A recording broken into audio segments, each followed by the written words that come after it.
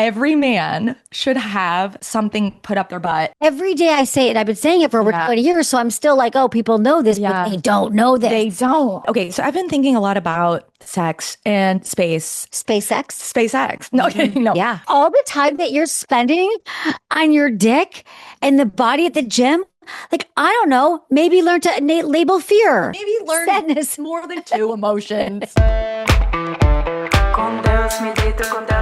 Hello and welcome to Boy Problems. It's your best friend, Liz. And today we have a very, very special guest. We have a sex nerd.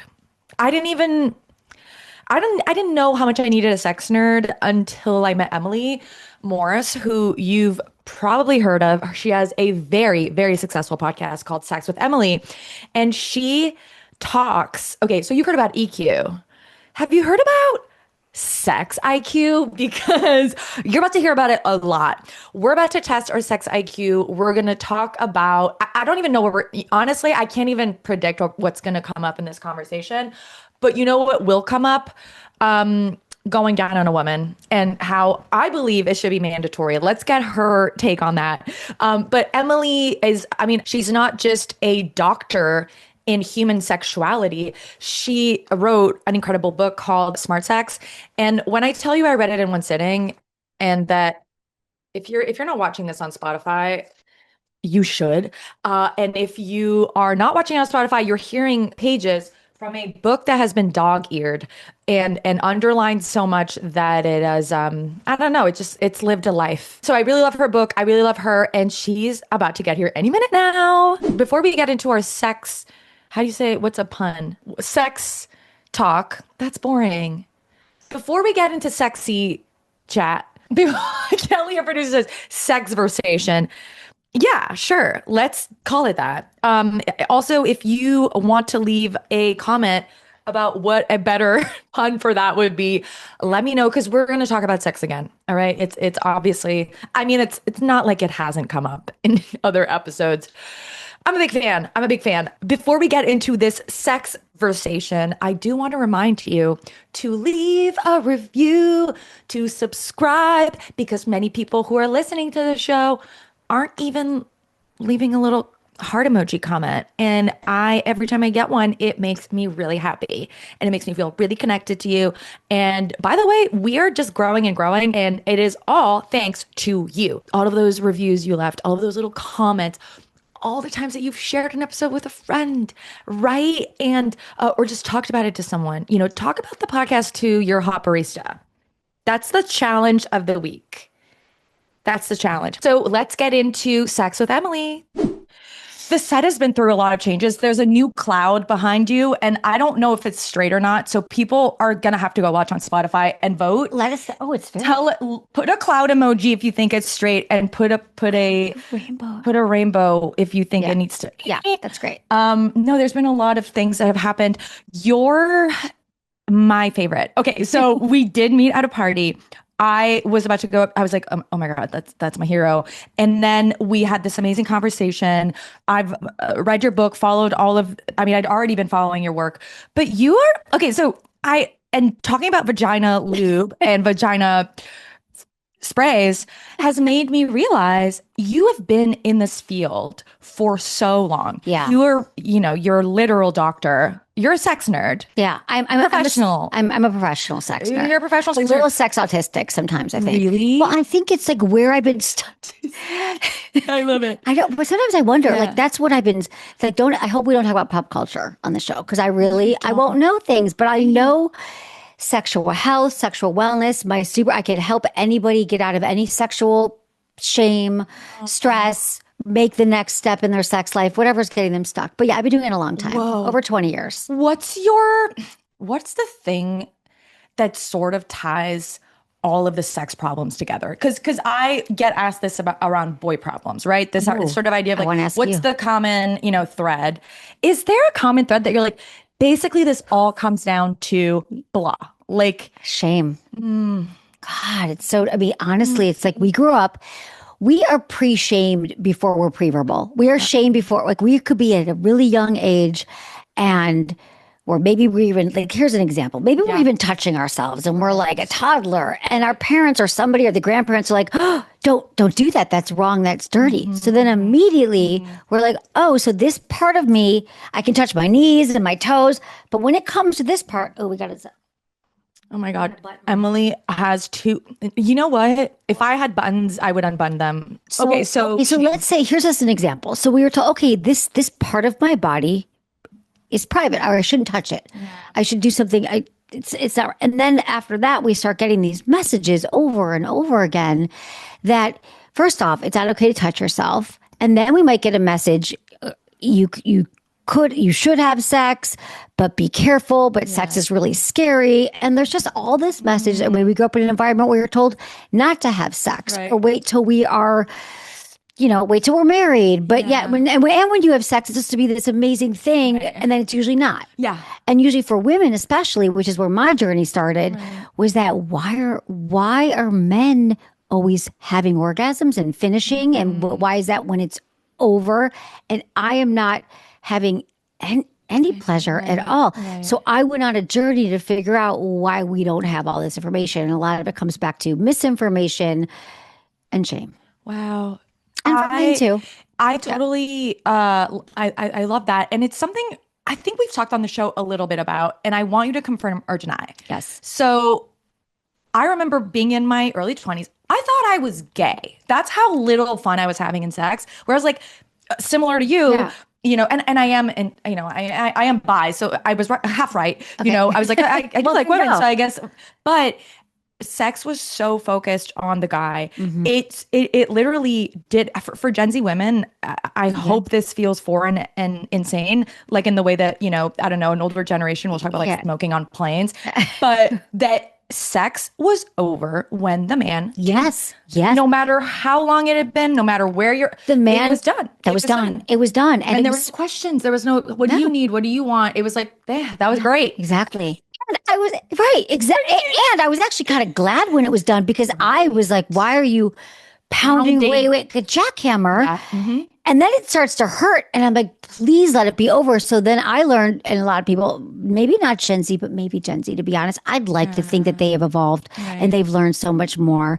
But they also grew up in porn. So they might not necessarily know this. Right. But yeah, it was performative. I was like, oh, if I make this noise or I move this certain way, he's going to have an orgasm. So it'll be over sooner. Yeah. But not understanding what was in it for me, what's in it for us? Not just the end of pain, but the act of pleasure. Sex is not just the end of my physical suffering. Right. I could learn to actually, so that was my learning to have better sex, how to communicate for what I want and how to make it like, because it is pleasurable if you kind of know your body and what you're doing, but that's what we weren't taught. We weren't taught. And the thing that, so I was on a podcast yesterday talking with my friend Brandon, and it kind of, and I feel like this happens to us where you'll start talking about a normal topic and it just evolves kind of into, it's like we essentially talked about how sex is it's very hard for sex to be casual for women. Yes. And there'll be a biological, sort of explanation that we release certain hormones that men are less likely to release when we, have sex. There's the whole sort of evolutionary perspective that shows that, of course, there's more at stake. Yeah. If you're a woman, you can get pregnant. You're more likely to have STDs. People don't realize that just because of the function of the body. But the third thing to me, which sort of doesn't have as much of a school of thought behind it, but feels so obvious, is that if you're a guy and you're having sex with a gal and, there's a penis and there's a vagina, which is not in all cases, that's what's happening. But if that's what's happening and you're having sex in the traditional way where there's a penetration, one person is penetrating and the other person is being penetrated. Right. So you're literally coming inside of me. And so how can it not be casual? And even when I try and gaslight myself, because I've tried, I want to have casual sex so bad. It would solve so many of my problems. But it just, it's not for everyone. Possible. No. And so this is my question, and this is going to sound controversial, but he said it, Brendan is gay, and he said, well, so essentially I go, okay, straight women, again, in a traditional sense are being penetrated. So do gay men who are bottoms, have a different, is there sort of data there or any kind of even anecdotal data that being penetrated or being penetrated has a certain, they feel differently. So Brendan is verse in both. And he did say the fact that I'm a bottom makes me a better top because I know what it's like to be penetrated. Yeah. So I know how to take care of the person who is being penetrated when that happens. And he basically says every man should have something put up their butt every week so that they are reminded what it's like so that they can be better lovers to women if they're into women.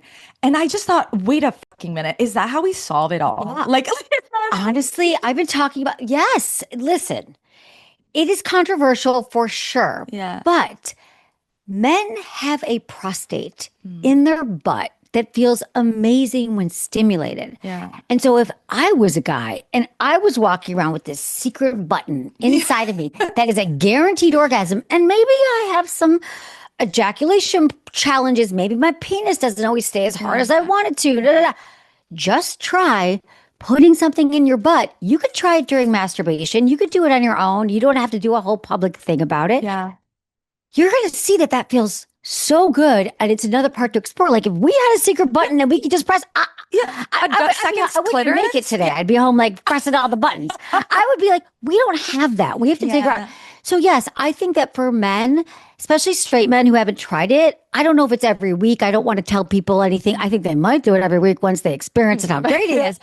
But there's so much, again, shame around it. Men are like, it's going to make me gay. Well, maybe if a man was doing it to you and you liked it, that might make you gay. Right. However, just experimenting and exploring, I think it's amazing to be able to receive. And I've heard from a lot of gay men who aren't bottoms because they somehow associate it with being more feminine and more vulnerable, which it is. So I think I love when my gay friends are verse. Like, just try it. Like, why are you not trying it? And I know because it's shame and the stigma. But yeah, I think that men could be experiencing it because if you want to talk about casual sex for a minute, let's go into it. Well, I think we've covered the fact that if you are a man, a straight man, or any man, and you have a butt, take a finger, take a toy. I didn't bring you a butt plug today. I've never done butt plug. I just figured that we were going to start there today with you. Like, you should have seen me. I have a whole house filled with toys. I was like, Liz Plank, channeling what would she want? And the butt thing. But a butt plug or a prostate toy could feel amazing for men. But yes, it is something about, and for women, there's so much vulnerability in receiving, in being penetrated, in someone coming inside you. And so casual sex doesn't work for everybody. Yeah. And so I understand that. And this whole notion that we should just be careless and free, for some people they can, and it's not for everybody. And like, if you know that you wake up in the morning and you have a shame over and you feel bad about it, shame over. I love that term. Yeah. Wow. So so you have a shame over, meaning because you had sex with if you had casual sex and it didn't work for you. If you're a woman or a man or anybody and you're like, what did it mean? I feel so open. I feel...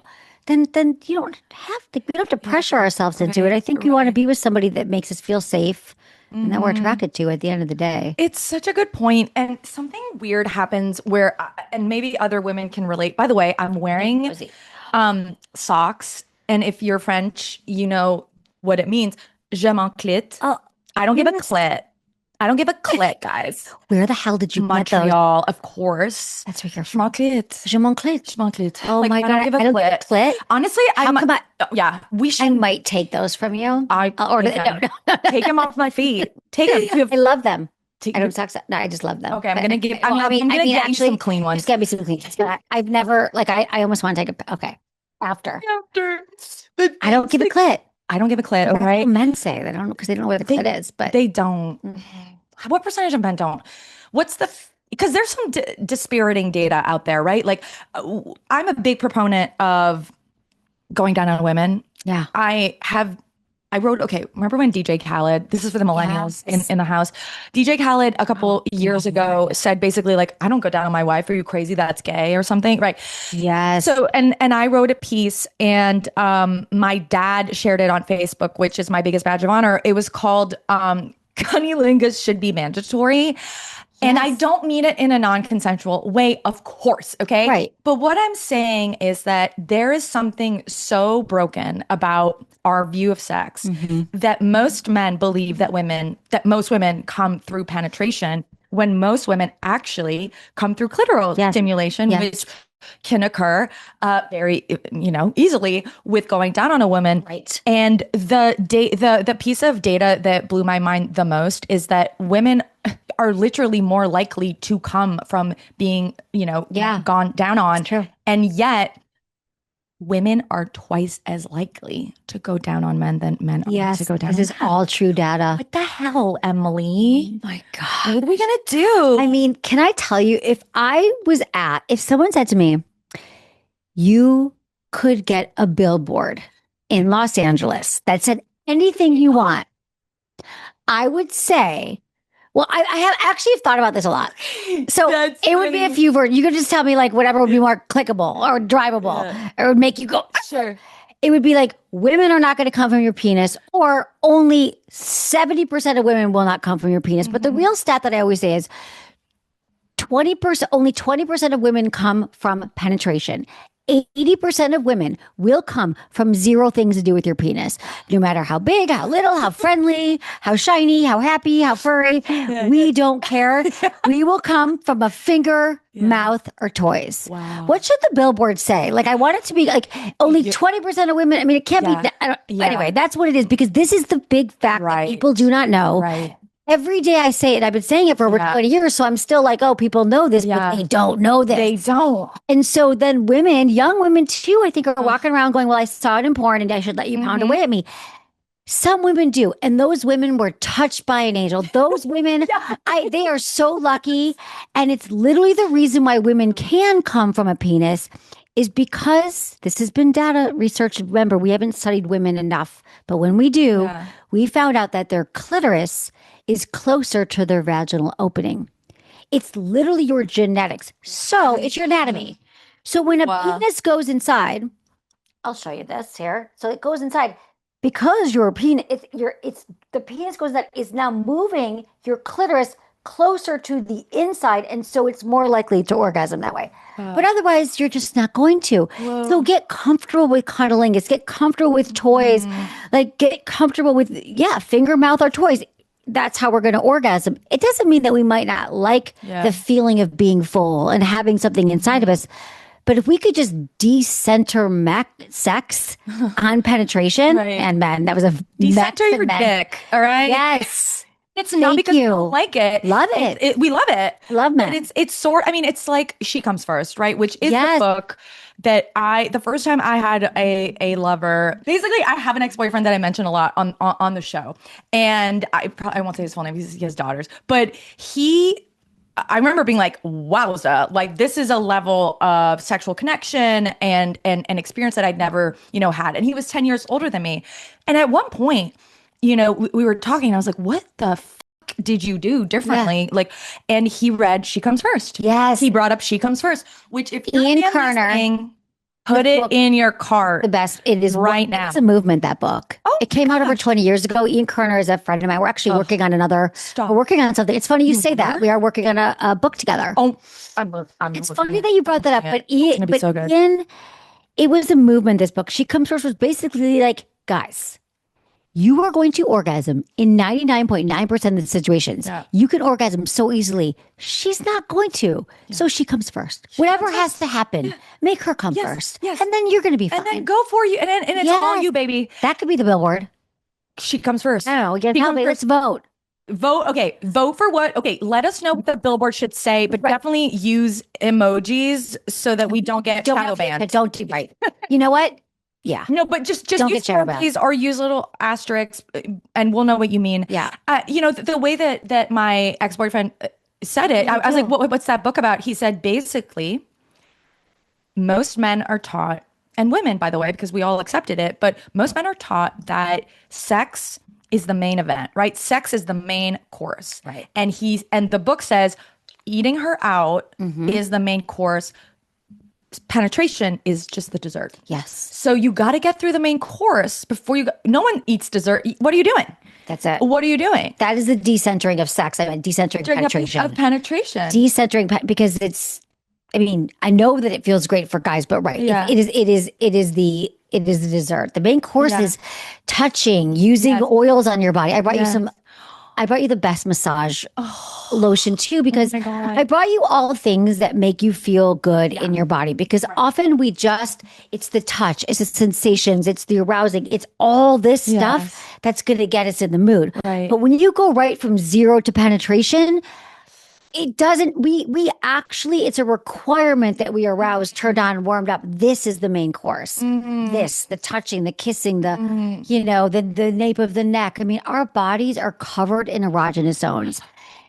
Not just the ones that we know of, but all like the back of your knees, the inner thighs, nape of your neck. Those are actually real. So what if we just spent more time there?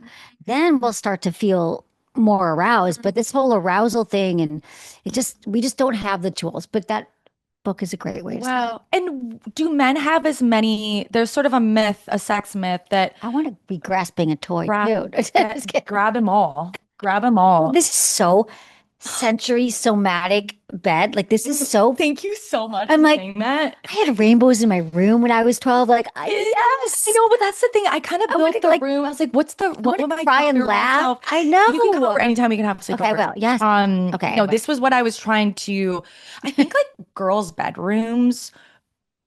There should be scholarship about it. Yes. What it meant to have the ability, like at that age, to design your room in the way that you wanted to and fully be a girl. And I feel like I have particularly like, I feel like I'll have married women come over and they'll be like, oh my God, like my landlord came over and she was with her husband and the guy was just like, blah, blah, and she was just, and I could tell there's a little bit of envy, like, because she can't do that. No, she can't. She's got kids. It's got to be muted. There's a dude. Yeah, like he can't, He's going to want his like guitar. He's right. His guitar that he doesn't play. Well, I have a pink one. Pink guitar. Yeah, I have one in the corner. Anyway. But okay, so I got a song. Sorry, I don't. We got it off course. And again, if you're watching on Spotify, you'll see that we have a new Boy Problems pink. I love it. Sign. We have a lot of pink stuff going on, and we have a cloud and a rainbow, and it's very cute. So do men? Go ahead. What's the question? So do men have less erogenous zones than women do on their bodies? No, you know what? Our men have just as many erogenous zones. Even their nipples can be erogenous. We already talked about their butt that they're ignoring inside. Men I think it's just skin to skin touch. When you slow it down, you get a massage, you use an oil that feels really good, you play some great music. So much about sex is sensory and arousal and so yeah, men have just as many places that feel good. But we aren't slow enough. We don't feel safe enough with each other. We don't breathe before we connect. We move right into this heated sexual experience. Right. And that's part of the problem. Right. So yeah, men have just as many places they could feel good that they've never explored. Do you think that that's true? Do you think in a way, there's this orgasm gap that we were just talking about, straight women are less likely to have orgasms than straight men. But in a way, do you think men are sort of seen as the gender that has like all of the sex and all of the, they're, sort of having orgasms. But in a way, do you feel like they actually enjoy less of their sexual potential? Like if you think about sex potential. I think that men are just scratching the surface of their potential. Okay. Because their penis is external. It's outside of them. It's super easy. Like penis, like we're like, we got it straight up and down. You're going to come. We know that. Right. But for women, I think that we all have such potential. I think that women are only scratching their potential too, but definitely men are like, I know that I come, and since I've been told that's the outcome, I don't want to explore anything else. Yeah. But I mean, I just think that men can also learn that even just pleasing a woman and finding all of her erogenous zones could be part of his excitement too. So I think that we are completely missing out on the true, like sex is energy. Connection is energy. And if we learn to, I know not to go all woo on you all, but do that. I know that men are, they're just having less orgasms can be great. But what about the teasing, the build up, playing with just, I don't know. Yeah, I love a massage. Like get a massage table or something, a separate area in your home. If you can't get a massage table, do something that is separate from your bed, where one person is, you're giving to your partner, you're just massaging them, and then they're just massaging you without the goal of having to reciprocate. And so that really just kind of wakes up parts of your body. And I think that, yeah, I know that men have a lot of places to go that they haven't gone yet. And, when you think about it, because I have to bring everything back to the patriarchy, so much of it is connected to, what we're talking about, with sort of men being told that their penis can do everything and it's almighty, and it's like more complicated than that. And I told you this after I read your book, because that's really what was like illuminated for me with your writing and everything that you all the data that you gathered, was that I felt like, okay, the first half of my life ish. Whereas I was sort of I had sexual consciousness, because I think, you mentioned earlier when you start masturbating, I didn't even know that I was masturbating. I just know that it was like bad. Right, you do is bad, right? Okay. But I guess half of the first half of my life, I was told, the worst thing you can be is a slut, and so you don't want to have sex. Sex is scary. Sex is dangerous. Sex leads to pregnancy. You're going to lose your sort of female innocence if you do it. And then I feel like in my 20s, and particularly like maybe my late 20s, when I, started writing about feminism, and I'd been studying it, and I, had done a lot of thinking around it, but started thinking about it in terms of, it started impacting, I guess, my sex life, where then I had this sense that some of the sex that I had was very, I don't know, is oppressive the right term, or and then I had to empower myself through the way I had sex. And then I think that was good until it was constraining too. Because, so give an example. Okay, I'm gonna go real. I'm gonna get real. Yeah. So blowjobs. The very first times as a teenager that I remember being, and I feel like this is a little bit of a canon event for young girls, and you can share, in the comments if you resonate with this, but where I think it's around 13 or 14 where it really starts, where boys kind of just will like make sexual jokes about you, make sexual jokes, period. All of those first jokes that I didn't know were sexual jokes, right? So one of them was at school, this guy was like, do you like whipped cream? And I was like, I fucking love whipped cream, dude. Like, I love whipped cream. Like, I do. So I was like, I love it. And then they all laughed and left. And I was like, wait, what does that mean? Right. Like, and then do you swallow or do you spit? And I was like, I don't know what that means. Like, right. And then they all laugh at you and you realize, oh, it's about, so many of the demeaning jokes, right? The ways that I was demeaned as a girl was through blowjobs, right? And so I had such a complicated relationship with blowjobs, and I felt that they were inherently sort of oppressive because of the way that I'd been presented information about them. And I think you write in your book even about the way that we label certain positions, like doggy style, right? Like can you talk about that the patriarchy sort of is in the background of all of this. And so you can confuse your discomfort with sex with your discomfort with actually like patriarchal sex, right? Absolutely. Yeah. I mean, oh God, there's so much to unpack there. First of all, we call it a job. Literally. We're like, it's a job. I got to go down there. I got to suck on it. It's got to be good. They're going to make fun of me for it. And think about the blowjob. I mean, first of all, think about everything about the penis. Think about the phallic. We're going to look around here. We're going to see phallic buildings, phallic shape. Everything is phallic, penis, held to the penis. Like there is nothing about the vulva, the vagina at all. And so, a lot of it is like, women are down there. You're doing a job. You better do it right. La, la, la. What if it was like, I don't know, like we just renaming it. So I do think that a lot of it is. Call it. I'm just trying put it in the comments. Like a blow fairy, blow pressure, I don't know, blow fish, blow fish is a little, So there's the one thing about that it was always about us in service to men, even like doggy style, like, he's on top of you, humping you, weight you like a dog. What about missionary position? I want you to realize that all of the sex positions are basically that we even know is based around a patriarchal, societal, cultural view that sex should only be for penetration. And that is because that's how we're going to procreate. And so this goes back forever, that the only time we should have having sex is not for pleasure, but it's to make a baby.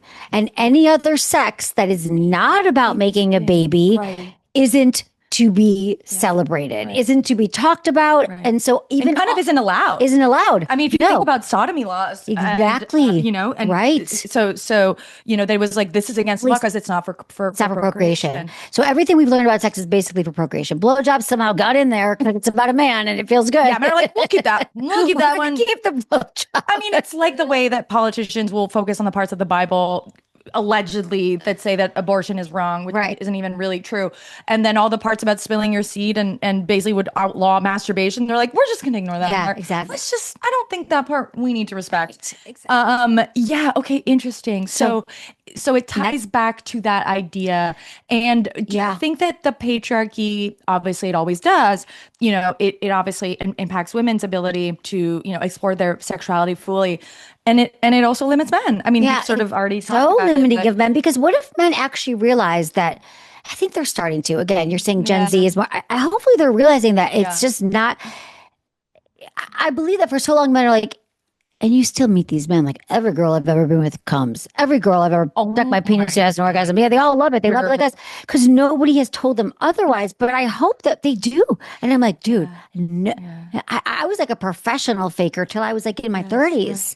I was like multiples. I was like, I was really good at it. But why? Like, it's such a disservice. So anyway, I think that, but once they really understand, and I'm telling you, I've seen this happen with men, once they really see the magic of pleasing a woman and how many layers. But this is why women can have multiple orgasms. Like every woman could have so much pleasure. So I think once they flip it and they realize that's actually going to make me feel good to make you feel good. And then I know that I'm going to get mine once I do that. It's just really a way of it. Just guys have to reorient the way they think about sex. But yeah, a lot of it has been, most of it has been because of our cultural, because of religion and because of procreation. Yeah. But any other sex, if you don't want to have babies, for example, I've never wanted kids. That was never my jam. Yeah. So my sex is, just, and I think a lot of people feel that way. But even if you don't want to have kids, not every time think of how many times you're actually having sex to get pregnant. Most of the other sex is for connection and for pleasure and for intimacy. But we are not given any accurate information about how to make that sustainable. Right. Do we know how cave people had sex? Like before patriarchy, essentially, which is, by the way, a reminder. Yeah. This world has lived without patriarchy longer than it did with patriarchy. That's true. So it's a very new system. Like, do we know anything about well, it's funny you say that, because I always say the first form of porn is actually like the hieroglyphics that you'd see in cages. Like when you go to Greece, you go into the caves and you see the hieroglyphics and you see them. You know how they're having sex?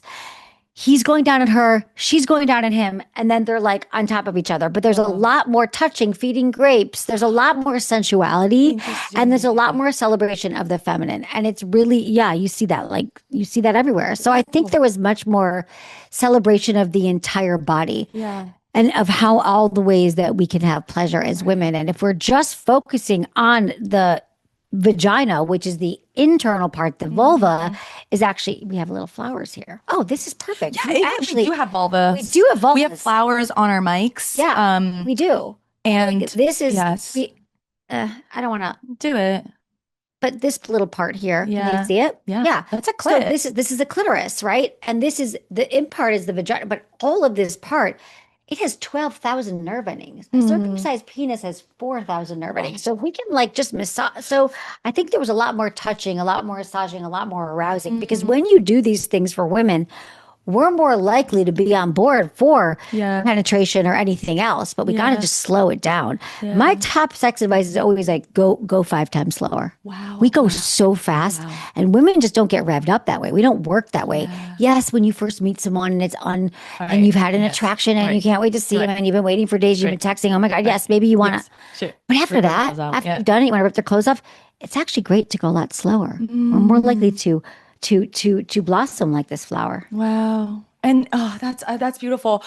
I think a lot. Okay, so I've been thinking a lot about sex and space SpaceX. SpaceX. No, no. Yeah. I don't want to talk about SpaceX. I don't. Do you? No. Okay. We're not talking about it. I don't know anything about it either. Well, this makes me think of another topic, which, I have been thinking a lot about Elon Musk's penis and the penis of so many evil men that all seem to have a thing in common. Elon, actually, it's just a rumor, but Donald Trump, Epstein, Diddy, Harvey Weinstein, what do those guys have in common? They all have weird dicks. Did you know that? Have you heard about this? I've heard some lore. It's not lore. In the case of Elon Musk, it is lore. Documented. In the case of Donald Trump Epstein, I've heard this. It was court, document. I did hear this from witnesses of their. Okay, there's so much to unpack here. What's going? Yeah, tell me what you think. Okay. I look at a fun dip as I'm saying that. I'm dipping in peace. Looking at fun dip that came. Listen, let me tell you something. I'm like, this is a fun dip we're going on. Right, let's dip in. Listen. So men, and again, half of my audience on Sex with Emily has always been men. I men. We live for them. Yeah. But can you imagine growing up in this world as a man and you were told your penis has to be big, you have to be hard, you have to be erect, you have to be ready to go, you have to want sex, you have to be penetrating in business and life and da-da-da. That is how you have been explained masculinity through that lens. Right. And it matters more than anything. And in fact, the more your penis performs, the more money you're going to make, all the things. And then one day you look down and maybe you're 12, maybe you're in the locker room, maybe your older brother, someone teased you, some woman teased you. Mm-hmm. Your penis is a little off. Now, first I want to say this. What's the perfect penis? The ones you see in porn? What's the perfect vagina? The ones you see in porn. So again, all vaginas and vulvas are different. Like if you put them all in a wall, they would all look different. They're flowers. They're like snowflakes, actually. Penises are like snowflakes. They are like snowflakes. Everyone is different. There's no two vaginas or vulvas that are the same. That's crazy. It's crazy. And so but what you see in porn are like the innies or the whatever. Same goes for the penis. Most penises are under like 6 inches. And I want to hear what these deformed or these, what would you say, abnormal penises look like. And maybe it's something extreme, but I'm telling you, most penises are not this perfection that you see elsewhere. So anyway, all of these men might have penises that are a little bit off. I didn't get into it. Maybe it's dimpled or, I don't know, small or curves to the left, curves to the right, which side note could actually be useful for some women. But the point is, they somehow have a penis that is not accepted or seen by most, and they got some early shame message that it was wrong. So can you imagine what these men had to do? They're like, well, my penis is not going to be the starring role. It's not going to get me laid. I better do everything I can so I don't draw attention to my penis. I'm going to make enough money. I'm going to dominate enough women with fear, with power and control. And again, did I mention make money and dominate the world and manipulate? So nothing can ever actually be drawn to my penis. I mean, if you think about the Diddy parties, was it really even about, it was about women face down being lubed up with drugs. So anyway, but that would track for me. That, I would understand. I'm trying to put myself in their position that they had a penis that wasn't accepted by someone in society or all society, that they had to do everything they can to peacock compensate.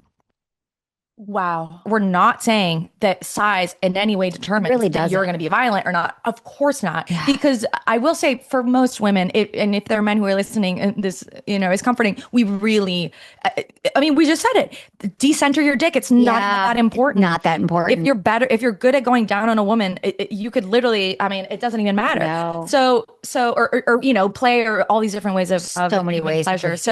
So I don't know. I'm perplexed, and then I'm perplexed by the lack of and the data that does exist shows that the math doesn't math when it comes to penis size, because the amount of women who are satisfied with their partner's size is higher than the men who are satisfied with theirs, right? So, exactly. So that it doesn't men matter. are way more obsessed with their penises than women are. 100%. Period. Like, or anyone is. Anyone, yeah. They are so worried about. This whole. I was in a documentary. I don't even know if it ever got shot or came out. It was called like Dick Doc or Dick Matai. I don't remember what it's called. Not Dick Matai. That's something else. But that's another story. But it was all about the business of dick enhancement. It was all about it was all about like all the things you can do to grow your penis, to grow things like I'm trying to think of what the equivalent is for women. Breast implants, breast implants, which is a lot easier for us. But for men, there's like not a ton. So, and they think, and I know my friends in the gay community are like, oh my God, the things they do, they put filler in their dick, like they're doing all these things. And now, oh my God, I'm just like, stop. And maybe it is a little bit different. I can't speak being a gay man, but I can just say that this obsession that you have with your penis being everything is just, we're telling you right now that if you are with, I can't, with the gay community, I don't know. I've never been in that relationship, but with men, but I'm telling you, you will find a woman who is a size queen, but they are few and far between. Right. And I love the women like, I'm a size, great. But for most women, it's like, that It's is not, like, yeah. learn to go down on me. Learn to, Yes. I don't know, feel your emotions. Yeah. Like all the time that you're spending on your dick and the body at the gym, like, I don't know, maybe learn to label fear, anger, Maybe learn sadness. more than two emotions, you know, Right. like learn to label what's going on. Just rechannel that, all that dick Right. obsession Yeah. into like Yeah. somatics or Right. emotional healing. Yeah. Yeah. So much better. It's And we'd be at less war. fascinating. There would be less wars. No one who's getting laid is starting any wars. I just know that. I'm with you. Penis envy. It's like we ain't got that. No, men are causing the war right now. You have penis envy of like Yes. a different penis, and we literally don't think about it. I want to go on and on, but I want to get into boy There's problems. so much to talk because about. we're gonna. I mean, you'll have. Obviously, I'll have you back, but I'm not okay, leaving, actually. okay, perfect. Okay, this is your room. This is Emily's room. That's what we call it now.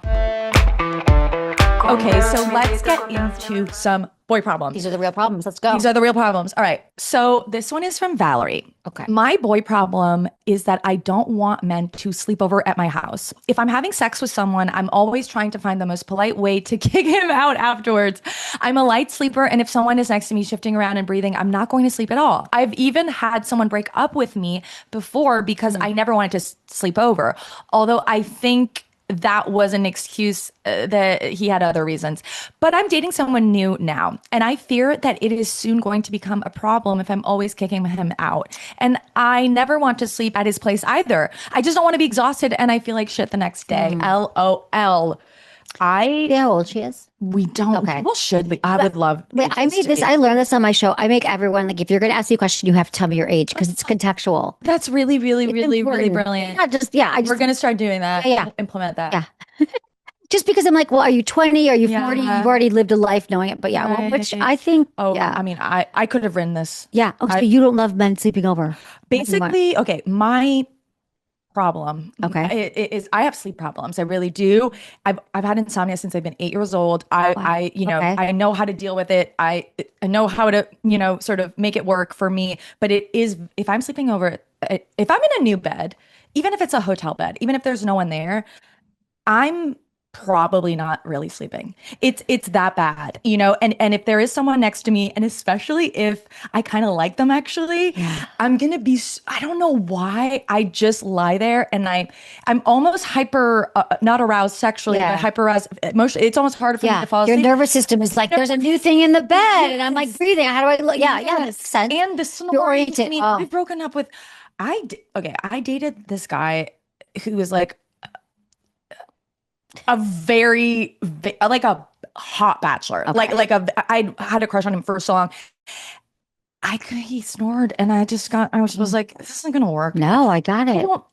Again, this is not against people who snore. I don't know what I would do. Why do we have to share a bed with somebody? Oh, there we go. Here's the other. That's why she's a doctor. No, but that's why she's a you guys, there's all these notions like that says that we have to do these things. We have to live with somebody. We have to be able to share a bed with them. Why? Right. I mean, the data actually shows that women's arousal, women's sexuality thrives in separation. That living with somebody isn't actually, or sharing I think she's just talking about dating someone, and I get that, but you don't have to do anything you don't want to do. And in fact, it's this is the other way that the lore is always about men. Like, women are frigid. Men are the one who cheat. No, when women are living with a man, their sexual, whether they're married or kids or their sexuality starts to take a dip. They're the ones who want sex less, because there's something about the separation and us getting, being in our bedroom and getting ready and being with our friends and like getting excited. And then we see the guy and then we go back home again. So we actually don't thrive in captivity. So especially our sexuality and our arousal. So I'm kind of like, I think I would just lead with it. Now, again, if you're younger and you're like, I want to have kids, this is where the wrench, a lot of stuff is, if you want to raise a kid together, I guess you have to live in the same place, but you could have separate bedrooms. You really could. Absolutely. I just don't know that we're meant to share a space with somebody all the time. You could have sex and then you could go into your bedroom. Has it been a problem for you in your relationship? How has that played out? Yeah, that's a good question. I think that, so first of all, I do, it's so interesting. I don't really like when a guy's at my house, even when we're boyfriend and girlfriend, and it's not a thing where I'm like, don't come over, like you're not allowed. But I really do go to their place a lot more. Yeah. And usually they won't sleep at mine. And sometimes they'll be like, why don't I sleep at your place? I'm like, no, like your place is just better. I'm with you. And I do like having my own little space. That's part of being the feminine. It is. Yes, look at this. Yes. I mean, this is part of we have all of our things. It makes us feel alive. We take our baths. We use our lotions and potions, and we want to rub things on our body to feel really good and to feel in our arousal. When there's a male energy there, it sort of can cancel it out. It's true. And I'm with you supporting that like, why do they have to come into your space? Yeah. And it's funny that I was the same way. And I think I pretty much am the same. My friends used to joke with me because I was like, I just love going to his house. And they would joke, I'm like, he just got a really big TV. And they're like, really? And they go, so now to this day, my friends I've had forever are like, so tell me, does he have a really big TV? I'm like, he actually does. He's got a great lounge. But I think that's okay. Right. To leave your space and to go to someone else. Yeah. I don't know. It's funny, huh? Yeah. I don't know. It's a girl thing, but I do know some boys are, some men are very particular about their space too. But it does happen less. I feel like guys really rarely are weird about, like, they're like, they want you to sleep over. Yeah, they do want you know? If they don't want you to sleep over, it's actually, sometimes I'll be like weird. I'm like, I think that is weird. I think that you would want to welcome us into your home. That's more of like the masculine. But I want to say here, going back to Valerie really quickly, when I first read it, let me tell you what went through my head. There's like three things. When I first read it, I was like, well, is there something with intimacy? Sure. I was thinking, is there something that you feel less safe with them, or you feel like you can't really be yourself, or you can't, but then I heard from you saying you've always had sleep problems. So then I think there's all these different ranges that, if Valerie, if it's something that you deem as like, I actually would like to be somebody who could share a bed with somebody because that seems interesting to you, then you could just be honest with them and say, that this is a challenge I'm having. It's not about you, but maybe there's some ways we could work around it. Use a sound machine if there's noise, So there's a protocol. I'm saying that word weird. Protocol. I don't know why I said that. There is, okay, so I have a set of things that I do at home when I'm even alone that help me sleep. And so when I am sleeping over at a guy's house, I am pretty diligent about my routine. And so I do have a white note, like, because I travel so much for work. What happened, even guy or not, in my bed, I would go to a hotel room, I'd be on book tour or something, and I was like, I can't sleep because it's a new bed. So because there's new noises, I'm double Pisces. I'm a lot. I have a sound machine on my phone, the noise app. Yeah. Too. Yeah. And so I started doing that even at home so that I always have sort of the same sound. If I'm in a new place, I'm not hearing, unfamiliar, or paying attention to unfamiliar noises. It's more drowned out. I have a double eye mask sort of system. And so that, again, if the light is shifting, it's different, you're sort of protecting yourself. I do wear earplugs. Like, earplugs might also drown out the person who's breathing really loudly. And if you feel, I sometimes do feel self-conscious when I'm sleeping over at a guy's house. I'm like, just get ready. I need this whole thing. Just warn him and tell him and turn off the lights, and do your whole little, like, there could be basically things that you do that bring you comfort and sort of that familiar sense. Maybe you want to bring your sheet, the blanket you use at home. Maybe you want a pillow, right? You want to change one thing. You said warn him.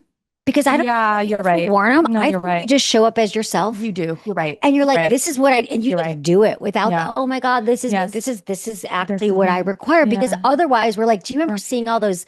This would even be more comfortable, like the 50s or 60s, or I remember watching. What's the one about the comedian Mrs. Doubtfire? Not Mrs. Doubtfire, but Mrs. She's a comedian in New York, and she's like the Jewish family, and she's.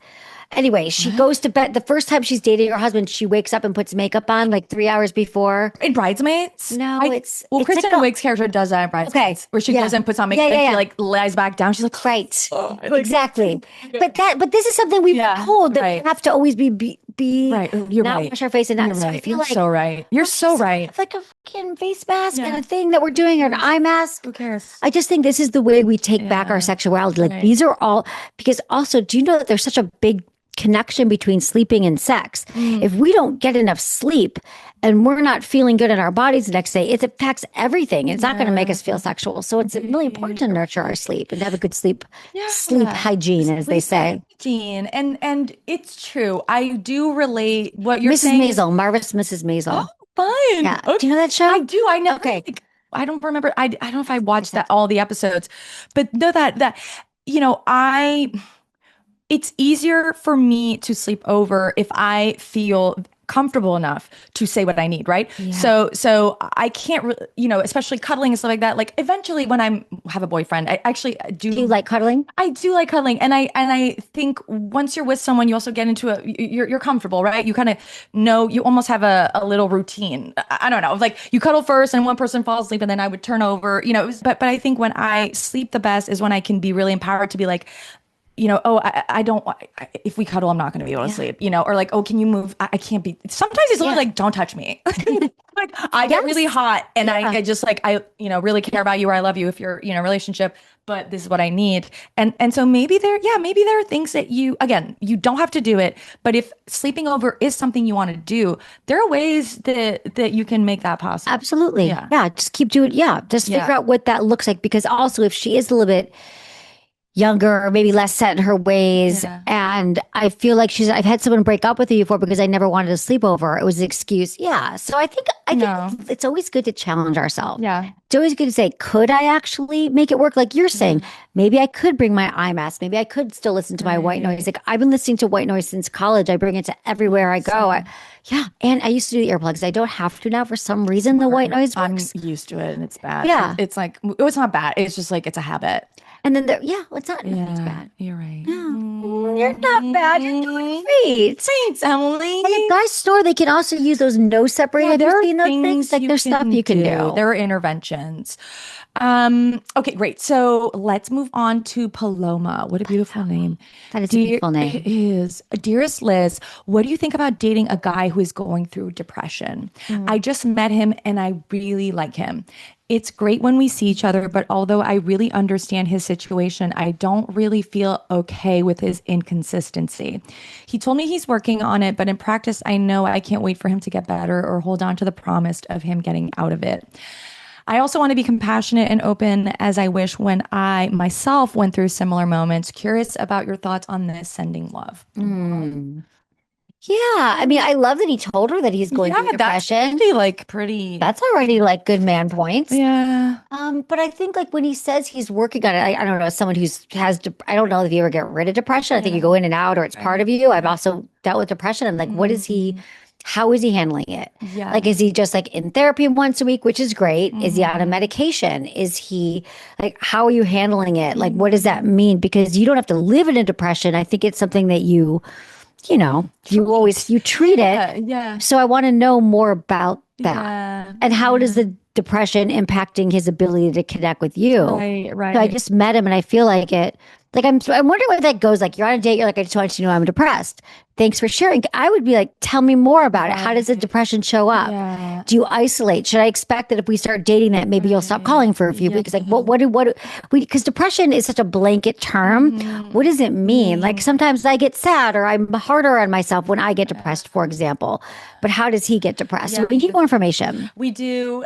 Or she needs more information. Yeah. And I think the thing that is, I mean, I relate to this one too. Yeah. I mean, I've dated for the potential and very often, or I don't think potential makes it sound like trite, but it's I think we could change them or it's going to change. It's going to change. And we sort of see the vision. And I do think that women in general can be a little bit more curious and interested in going to the doctor, in taking medicine, right? Like that I, dated this guy that was definitely depressed, but didn't know it. And he would self-medicate with, certain substances. There was a lot of inconsistency, and that as much as I very similar to Paloma, I would be with him and I would feel just, it was incredible. Yeah. Actually, after your sex party I had a sex book party. Maybe I should have a sex party. You Jesus, should I have. know. Someone needs I've been to. okay. Well, we'll So talk about that after your then. book party, I was dating him around that time, and I had to stop because yeah, for He was depressed, he or was, I mean, he doesn't think he is, but he is very asocial, there were a lot of obstacles and a lot of inconsistency. So one minute it was like, oh my God, stay over for a week. I never want to. And then I believe he would feel, yeah, whatever was going on, and then he would sort of isolate, and it was too hard for too me. It painful. was, and maybe someone with a different attachment style, would Yeah, be fine with it, but it seems like you're not, because you're no. writing into a show about it. So Let's say this. Let's yeah, let's hone in on inconsistency. yeah. What is Is okay with inconsistency? literally, Are we okay with it with our friends? literally, Although I can be literally. sometimes, but our friends who No, know us knows that we might be inconsistent. but But it's like, not, it's not that with a man. I think that we have to normalize that you want to have chemistry with someone and you want to feel safe with someone. And I think for me, I've realized that too. Like the more I go through life, is that that's really what I want. I definitely want to be attracted to you yeah. if I'm with a man, but I want to feel safe. Like you've got my heart, and but part of me is safety is consistency. So I dated someone recently, and he wasn't only inconsistent with me, he'd say he was going to do something with his friends, or he had young daughters and then he just didn't. I'm going, even from like, I'll take out that trash, and he didn't. Like he didn't follow through with his word. He said he's going to do something and he isn't. And that is not hot for me anymore. That is not even attractive. So I think whether it's suppression or not, it's an inconsistency. And I don't know without real work that's something that changes. I totally agree, and that's science, guys. Yeah. The core of a safe attachment, or not even safe, just an attachment that gives you what it's supposed to give you, which is happiness and joy and connection, right? Consistency, predictability. I mean, if you can't predict when you're going to be able to connect or not, girl, you could just power through that. And I have, and I'll tell you, it's not great. You could power through all that inconsistency all you want, or say you don't really need, or you can put up with it. It's very hard on the nervous system. Yeah, exactly. Your nervous system. Yeah. You're never, and also, well, what we do is we trick that inconsistency and that nervous system up and down for a relationship, for love, or passion, but it's really just unhealthy way of connecting. And That's a good point. Yeah, that's the thing. This is the hard part, is that all of the intense, even joy or intimacy or connection that you feel when you're with him some of it might be totally because he's incredible, and some of it might be because he's inconsistent. Yeah. And so that yearning, right? You're accumulating this yearning. And so when you get it, it sort of feels, you're getting that dopamine hit because you got him. Exactly. Yes, but it might not even be because he's that great, even though he does, I'm sure have a lot of nice qualities. So yeah, I would, and the best thing you can do for anybody anytime is to actually have boundaries and just like not do the work for them, not enable them to continue, not taking care of themselves by just like powering through things. Like this might be what he needs, to meet an amazing woman like you, and to realize I'm going to need to sort this out so that I can be worthy of you. And you never know. I mean, not to like, I don't want you to then wait, but that might be the best thing. I always say it's always the best thing for you and for them. Yeah. Because if you're meant to be together, you'll be together. But under circumstances that are, really more wonderful. Paloma, you got a great name. I love that. And you're gonna be great no matter what. Okay, this is from Serge. Ooh, from a boy. I love it. Hi, Liz. I'm not sure where I should start. I want to say, first of all, I've been watching your show for a while now, and I really enjoy the content. It's very insightful and much more soothing than all the polarizing media we have nowadays. That's really sweet. Thank you. Anyway, my question. You are so uniquely like playful and fun, but then also political. Like you're such a unique blend of all these talents. Thank you. That's so nice. I want to compliment you here. That's really sweet. So anyway, my question to you, Liz, is I don't know what I should do with my life. I'm only 20 and it feels like my world is falling apart. It feels like I should know what I want to do and have everything figured out, but I don't. I feel like a failure in so many aspects of my life, to the point where I don't even believe I'm worthy of a relationship. I've had a difficult time finding a job. My finances are messed up. I'm drowning in debt. I'm also doing school. And worst of all, I don't have a car for my age. this sucks because it adds to the enormous insecurities and anxieties I have about myself. I don't want to complain to you, but I feel really lost right now, and I have no idea where to start. Is this for me, Liz? Is this situation salvageable? Of course. I just want to hug I you. know. I love that he wrote this out. I mean, the fact that he even was able to like label where he's at and to name it from like such a deeply emotional, self-aware place. This is incredible. I'm impressed already. And you're 20. He's young. You're a baby. It's you're supposed no one has anything figured out No, by the nobody. time you're 20. Not I at think all. there's this weird thing happening with the internet. I guess we had the internet back then. As an elder millennial, I can speak. When I was 20, we didn't have social media yet, or I guess it was just starting, but no one knows what they're doing. No, they don't. And if they seem like they are, that maybe they're lying, or your, perception of it is like you might be projecting, because this is what happens. Especially, I feel like in my 20s, I did this a lot, where I would have insecurities about myself, about my life, that I didn't even totally know existed, but I would project them onto others, right? So this is like a weird example, but I had this internship, my early 20s, and I was always nervous about being late, even though I wasn't like, and I remember like talking about it, I think even in therapy, where I was like, I feel like they, I don't want them to think that I'm like lazy or something. And she was like, do you think, she said, do you think that they think you're lazy, or do you think that you're lazy? Like, is this you? Like you're kind of, sort of projecting this judgment onto them when it's really coming from you. And I feel like I did that a lot in my 20s. Did you do that? Yeah. Oh my God. It's so funny. I was so hard on myself. I never felt, I think what you're saying is I felt that everyone else was ahead of me, that I wasn't doing enough, that I was going to fail. And I remember feeling that at my internships too. I used to work in politics actually before all this. That was my first job. No way. But I remember like having a job for my congressman and being like, everyone's smarter than me. Everyone knows what they're doing, and that I was going to fail.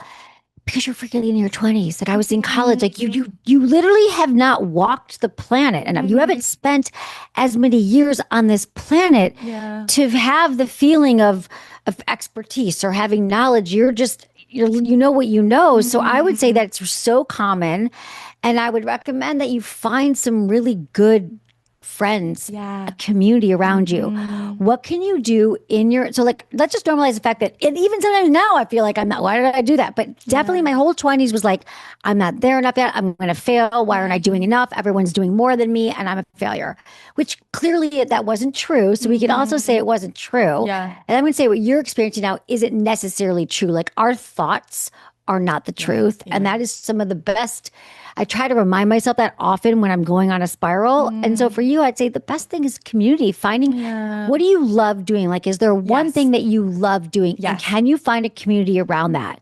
Whether it's like leaning into a friend from work or your neighbor, or even just taking a class, going to the friggin' library, free things in your community. Find somebody that's in your place, or that's you look up to, and find it. You got to talk to other people about this. Everything is our friends. It is so true. And you'll realize they all feel the exact same way. Like they do.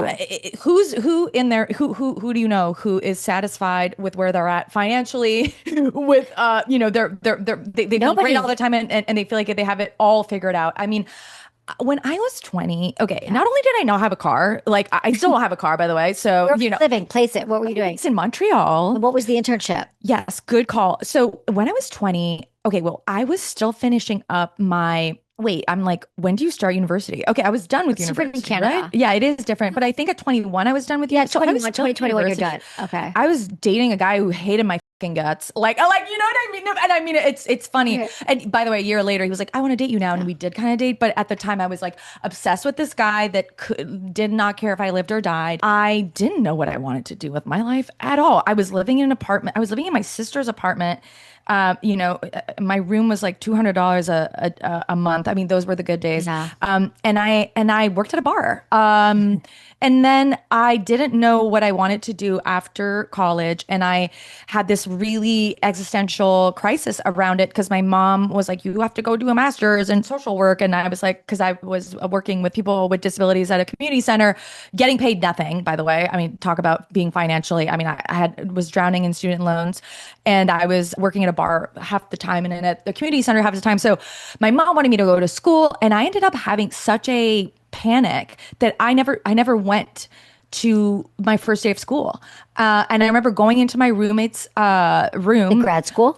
Yes, grad Okay. school at like 6 a.m. or whatever. And I was like, I don't know why, but I feel like I'm not supposed to do that. And I felt the same way that you did. I felt lost. I felt confused. I didn't know. I knew what I was doing was wrong, but I didn't know what I was supposed to do. Right. You know, and that can be really scary. It can be really. And so I took a year off, which like terrified my parents. I waitressed full time at the bar where I worked at. And I just kind of roamed internships or like went on the internet and just kind of, I would get up in the mornings on days that I wasn't working at the bar or before I would work. And I would just kind of look at what internships were out there. Like I applied for an internship in Jordan. I applied in an internship in like, I tried to work for this member of, it's not Congress, but in Montreal, this, politician. I went to the interview and literally they were like, who the like it was so bad that when the interview lasts like 10 minutes and you leave and you go like, oh my god. So I was like, I don't know what the fuck am I supposed to do. I love that you put yourself out there and actually like learn new things by going to jobs you don't even want. That's a good process. That could be a good class. I took a theater class because I had this sense like I feel like there's something with performing that I really like that I don't know about. And so I just did. I around, but like kind of in an organized way. Yeah, like you I was like internships. You were looking at stuff. I just did stuff, Exactly. and in the end, are you cold? Should I put it down? Okay. Well, your sweater's so pretty. You look so cute. Anyway, so I'm saying this because, and I ended up applying for an internship in DC, and I got it, and I got no's from everywhere else. And then this place in DC, the Feminist Majority Foundation, this nonprofit was like, sure. And so I went to DC and I was dating that guy who hated my guts. And then I broke up with him because I was like, what's going on? And then I, just hung out and doing feminist activism for a couple of months. Doing that a long time. I was into it. And then I was like, this is what passion. I want to do. Yeah. And so try shit out. Your 20s are for trying shit out because you know what? When you get you'll still be able to do it in your 30s, but people will have questions. All right. You'll have more responsibilities. And now's the time to fail. No one cares. No matter what you do in your 20s. Everyone's impressed. Yeah. No matter what. Because you're doing something. You could be home doing nothing. So I would say so young. Lean into something that you love. Like if you like the gym, can you get a job at the gym? If you like whatever you're interested in, even like I think anything is possible, especially in your 20s, because people are looking for help. They're looking for interns. Mm-hmm. I had so many internships too, trying to find what I loved in politics. And I did that for a while. But until I didn't. But it was all about that. And I'm always hiring people in their 20s too to help. I love working with like young people with interns. Incredible. Yeah. You have so much ahead of you, so much life ahead of you. And this is the part of it. Like 20s are about figuring out who you are and what you like. Yeah. Yeah. It's fun. It's so fun. I wish I could go back for a minute. So fun. For some of it. Because when you're in it, you're like, you almost feel like you're like flying through space a bit, where things are happening and you feel very out of control, and you feel like other people have it figured out and they don't, by the way. Even the people who do around you at your age, they're going to get divorced. They're going to, and I don't mean it in a negative way. They're going to change directions. Something's going to happen. No one has it figured out. And that's actually the best part. And I try and have fun with it.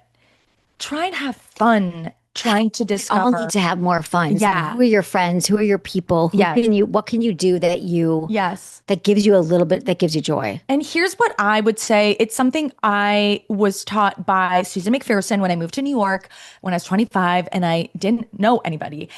She agreed to meet with me, which was incredible. And she was working at this really cool agency. And I applied for an internship and I got rejected, by the way. And every rejection is the path to yes that you need, by the way. It's, you might need to find a little spiritual guidance in this moment. Because I feel like when you feel really lost like that, you have to remember that you're always being guided. Where could you go right now? What's a good 12 step? step, join any 12-step program.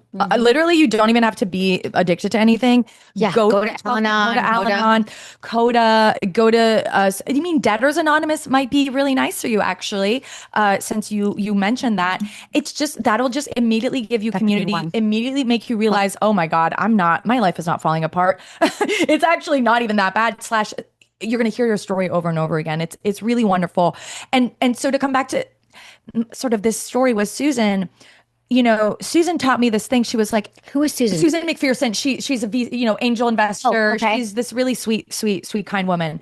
And she said, I always give 3 times the amount that you ask when you're networking, in life in general, but it applies to networking, right?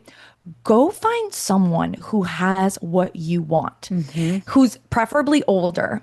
And you don't go and say, what can you do for me? Because if they know you, you can, right? That's people do want to help you.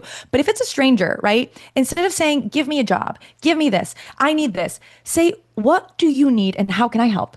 Because as you said, get curious. 20 things are great interns. They're great hires. And you have dude, you understand more about like AI and I don't know, so much technology. Oh my God, there's so much you need your help with. Like they grew up with the knowledge, with the technology, with the phone in your hand, the iPad. Exactly. We don't have that offer. Yeah. So yeah, I think this is a perception problem. I don't think there's anything. I mean, look, I'm not saying being in debt and wanting a car when you don't have. I'm not saying any of that is not valid and important. But I think there's a lot in your life that's going right, and I think that finding the right community, finding the right support, and finding maybe a mentor of sorts can help you notice it. And showing up somewhere. I think consistency, like you mentioned, the 12 steps. Like there's meetings every day. There's meetings every hour. Being consistent and showing up, like that's how we build confidence. Because when you do something and you've discipline and you're consistent, even if it's just like every day you're making your bed, you start to get these small wins in your head, and that feels really good. You can start to build some kind of proficiency in some area. It'll be really, really good for your mental mindset. What you just said is so important. It's in 12-step programs, they'll say this: you get self-esteem by doing esteemable acts. So do something that, you could be of service. There's someone somewhere that's doing worse than you are, that needs something that you have, right? That looks at your life and goes, I want what you have, Serge. Is it Serge? What do you guys say in English? I think Serge. You have the coolest name. I'm like obsessed with that. Serge, we got 20-year-old. I know. With like, it's so hot. I'm into it. This is what I do. Because I when I'm down in the dumps, I go, who can I help? What can I do for someone else? Because it immediately changes your perception of what you have. You go, oh my God, I do have all of these things that, you do have so much. It's true to call someone, call a friend, see if you could help, see how you can volunteer in your area. Somewhere. Everyone needs help. It's true. It's like, there's something, that is the whole premise too of like, well, I guess in a lot of, religion, but also in 12 steps, it is about giving back. It is. It's nature's antidepressant. It is. And you might need an antidepressant. I'm just going to put it out there. I'm not a doctor, but maybe you need to also just go to the doctor and get some help. I think antidepressants and meds, it's seen as like this life sentence. You might need it for a couple of months and then be okay. You might just be going through a rough time and need some help. So, all of those things might be going on. Yeah. But you're going to be great. I'm so excited to see all the things you're going to do. Got you. You're wonderful, one big life. And this is just the beginning. Just starting. You're just starting out. Emily. Yes. Morse, thank you so much for gracing us with your incredible intellect, energy, and care. This was one of my favorite conversations we've ever had, and I want to have more. Okay. And I'm just so in awe of how the work that you do is so important, because sex is so important, and very little people who are studying it or talking about it are doing it with the amount of like compassion that you have for the people receiving that information. And I truly think that like if everyone listened to what you said and had a better relationship with sex, I think there would be no wars. I know there wouldn't be more wars. Be no wars. I think there would be less violence. I think that there would be, I don't know.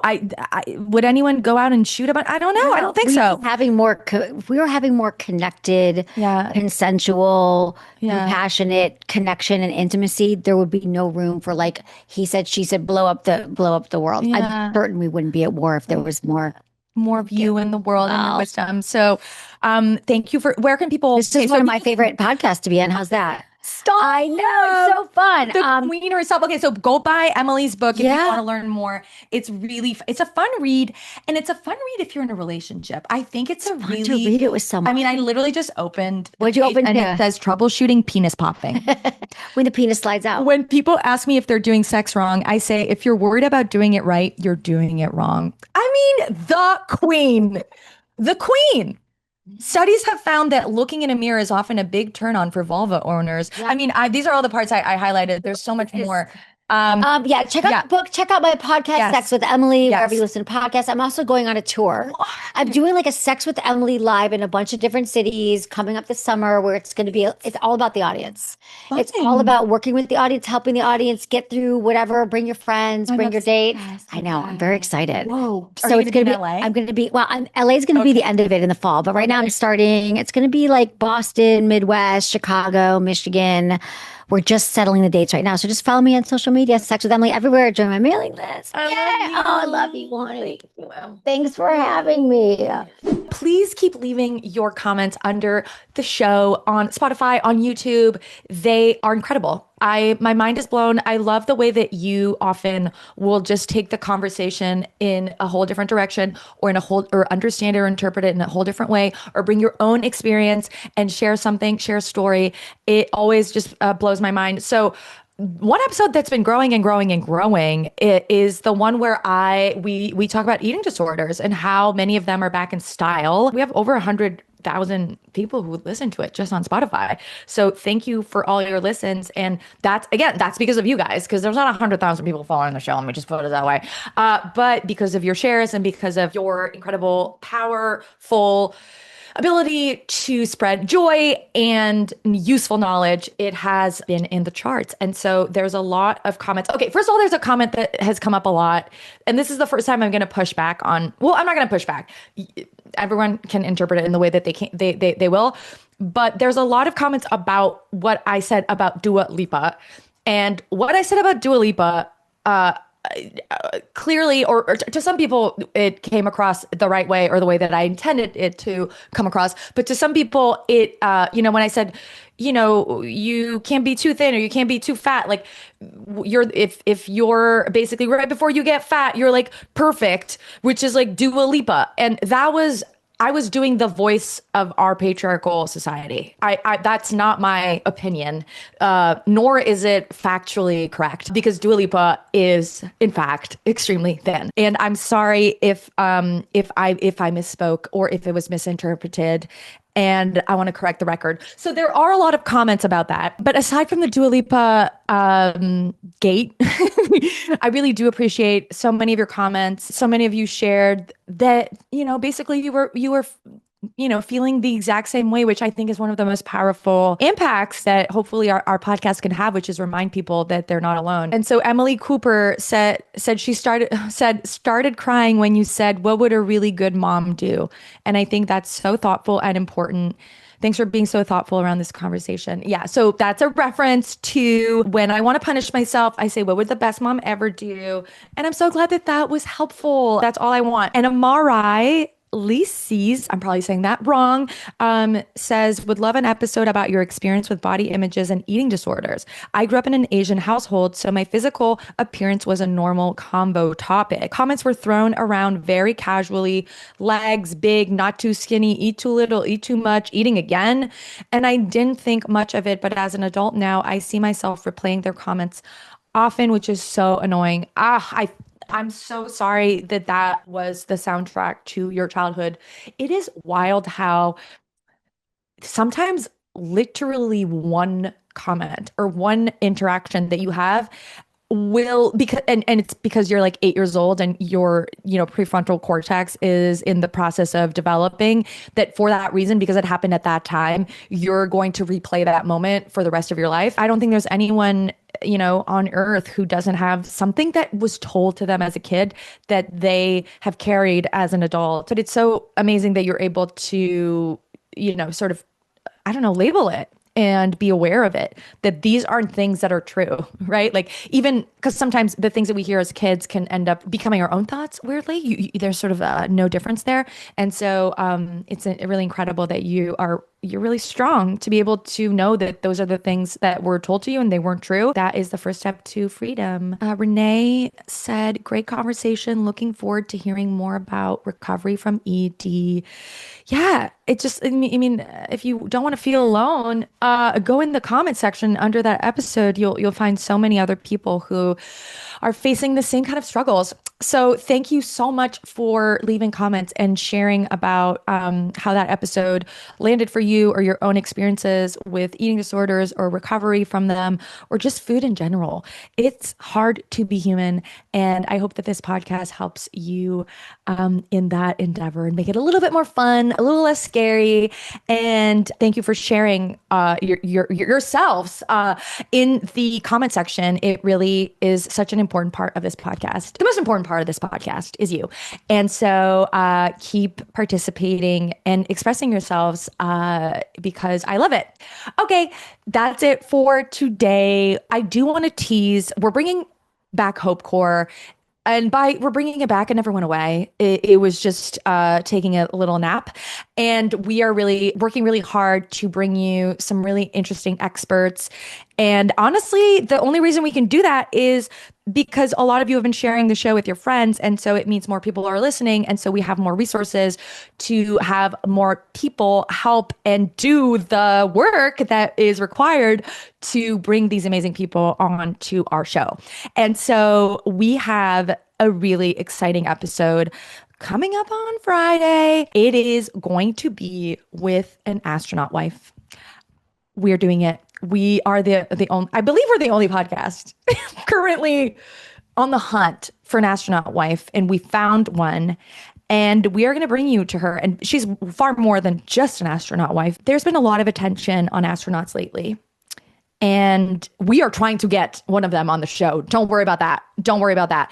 But I think that it is sort of an untold story of how much support is required of any job, but especially for an astronaut. And the incredible women, men, and gender, all kinds of different people who are in those support roles, who have incredible lives in their own respect. And we have one for you coming up on Hope Core. And I can't wait for you to hear it. So make sure to tune in for that. I will see you then. I miss you already. Bye.